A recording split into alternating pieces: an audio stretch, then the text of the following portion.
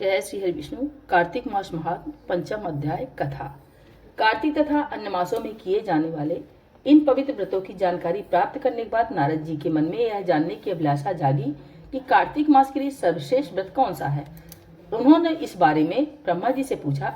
ब्रह्मा जी ने उत्तर में कहा, हे पुत्र, अब मैं तुम्हें उस परम गोपनीय और अटल फलदायी नक्त व्रत के बारे में बताता हूँ, जो सुख सौभाग्य और मोक्ष के साथ स्त्रियों का अटल सुहाग भी देता है। परम पवित्र और पापनाशक इस नक्त व्रत को विधिवत करने से सौभाग्यवती स्त्रियां मनवांछित फल पाती हैं।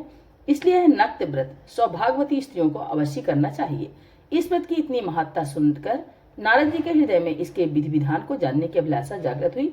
नारद जी की जिज्ञासा शांत करते हुए ब्रह्मा जी ने मुस्कुराकर कहा, बस यह अति गोपनीय और देव दुर्लभ व्रत है, परंतु तुम्हारे स्नेह और लोक कल्याण की भावना से कार्तिक मास के इस विशिष्ट व्रत के बारे में बतलाता हूँ।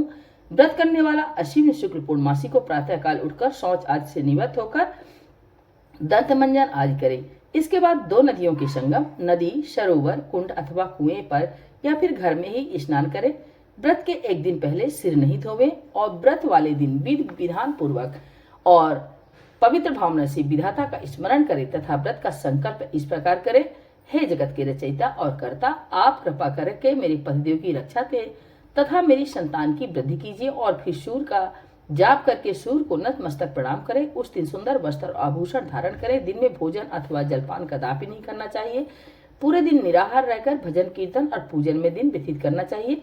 पूजन विधि के बारे में ब्रह्मा जी ने कहा कि सायंकाल को हमारी यानी ब्रह्मा जी की चांदी के पात्र में दूध डालकर पूजा करनी चाहिए। सोना, चांदी, तांबा अथवा मिट्टी की ब्रह्मा की प्रतिमा बनावे, उसको लाल वस्त्र पहनावे और विधि पूर्वक पूजन करे। चांदी के पात्र में रखे हुए दूध को सोने की मतनी से मथे।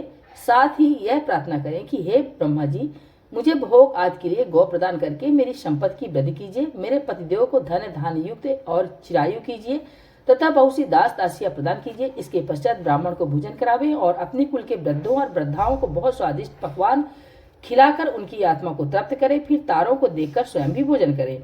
यह शिव पूर्णमासी को किए जाने वाला ब्रह्मा जी का नक्त व्रत है।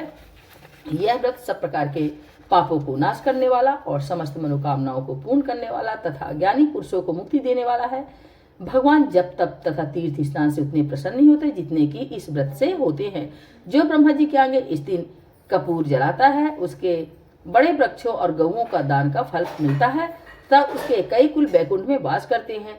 जो केसर तथा कस्तूरी सहित कर्पूर अपूर अर्पण करता है, उसके कई वंश ब्रह्मलोक को प्राप्त होते हैं। जो स्त्री इस दिन वस्त्र दान करती है, वह कपड़े के सूतों की लड़ियों के बराबर करोड़ वर्ष वैकुंठ में वास करती है। जो गहने दान करती है, उसको ब्रह्मलोक की प्राप्ति होती है। जो स्त्री हृदय में ब्रह्मा जी का नाम लेती है और मस्तक पर निर्माल्य धारण करती है, वह सदैव सौभाग्यवती और पतिव्रता बनी रहती है। इस व्रतधारी को अश्विन शुक्ल पूर्णमासी को स्नान पूजन कर ब्राह्मणों को भोजन तथा वृद्धजनों को पूजन करना चाहिए। सायंकाल ब्रह्मा जी का पूजन कर प्रार्थना करें, हे ब्रह्म विधाता, यह व्रत मैंने आपके निमित्त किया है, अतः इसमें किसी प्रकार की कोई कमी हो तो उसको आप स्वयं ही पूरा कर लें। ब्रह्मा जी ने यह भी कहा है कि इस व्रत को करने से की तो बात ही क्या है, जो इस कथा को पढ़ता है या सुनता है उसे भी अश्वमेध यज्ञ का फल प्राप्त होता है। बोले भगवान विष्णु की जय। इति पंचम अध्याय कथा समाप्त।